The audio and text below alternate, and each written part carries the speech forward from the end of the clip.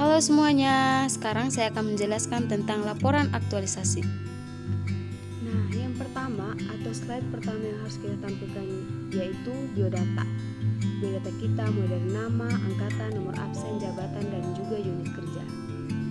Nah, dan juga penting sekali nih teman-teman, harus ada fotonya kita juga. Kemudian selanjutnya slide 2 yaitu tentang judul. Pasti teman-teman sudah ada judul kan, sebelumnya kan kita ada rancangan aktualisasinya. Dan setelah kita melakukan pemilihan beberapa isu, ada satu isu yang kita dijadikan judul. Kemudian slide berikutnya kita menampilkan kegiatan.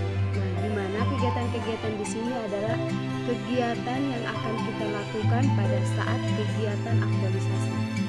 Nah, kita tampilkan ini teman-teman. Di sini saya memilih ada 6 kegiatan. Nah, setelah kita sudah memaparkan kegiatan-kegiatan yang akan kita lakukan, selanjutnya kita akan merincikan atau menjelaskan satu persatu dari kegiatan yang sebelumnya atau kegiatan yang sudah kita paparkan tadi di slide sebelumnya. Ini kegiatan saya teman-teman. Kegiatan yang pertama yaitu melakukan konsultasi dengan atasan, di mana kegiatan ini sangat penting dan merupakan kegiatan yang pertama yang harus kita lakukan. Karena sebelum kita melakukan kegiatan yang selanjutnya, kita harus mendapatkan persetujuan dari atasan. Nah, di kegiatan ini kita akan menyiapkan atau menampilkan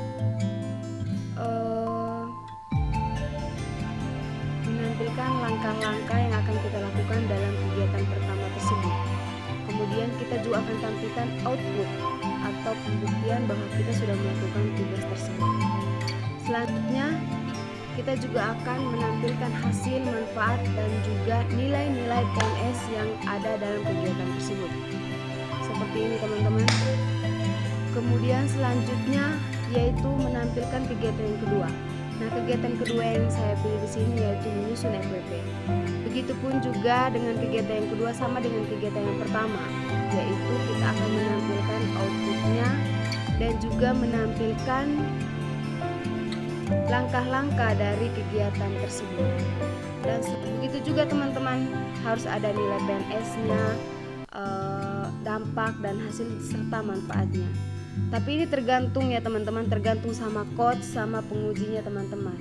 Lebih-lebih sama coach, karena ada beberapa coach yang harus menampilkan semuanya di PPT, ada juga coach yang tidak harus tampilkan apalagi nilai-nilai PNS. Tapi ada beberapa coach juga itu sangat penting. Oke, baik teman-teman,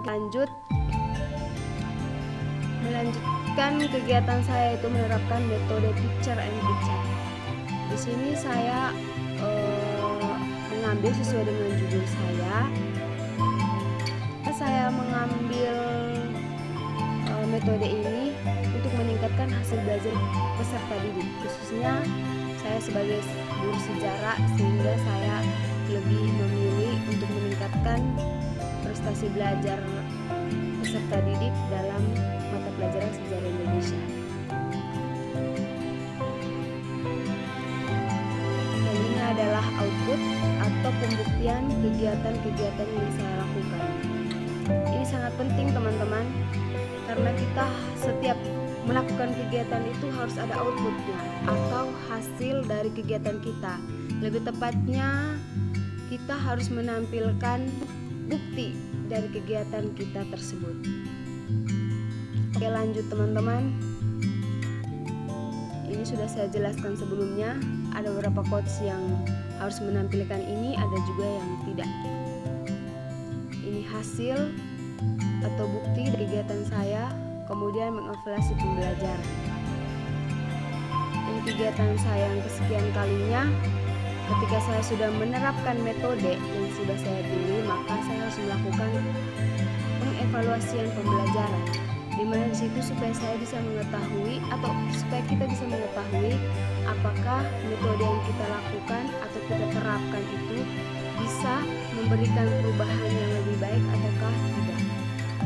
Jadi di situ kita harus melakukan yang namanya evaluasi. Dan jangan lupa teman-teman, kita akan menampilkan ini semua. Nah, Yang terakhir sekali yaitu setelah kita melakukan kegiatan-kegiatan aktualisasi, maka kita akan membuat yang namanya laporan pelaksanaan kegiatan aktualisasi, di mana laporan ini adalah hal yang terakhir yang kita lakukan setelah kita sudah melakukan kegiatan-kegiatan sebelumnya atau kegiatan-kegiatan aktualisasi yang sudah kita rancang di rancangan aktualisasi. Dan jangan lupa teman-teman, pada saat membuat laporan juga kita harus memberikan yang namanya bukti. Dan di sini terakhir yaitu kesimpulan dan saran. Ini tergantung teman-teman sih mau tampilkan atau tidak, atau mau tampilkan lebih sedikit juga boleh. Oke teman-teman, itu saja tips dari saya untuk membuat presentasi dalam melakukan atau hidup ujian aktualisasi. Semoga bermanfaat dan semoga sukses.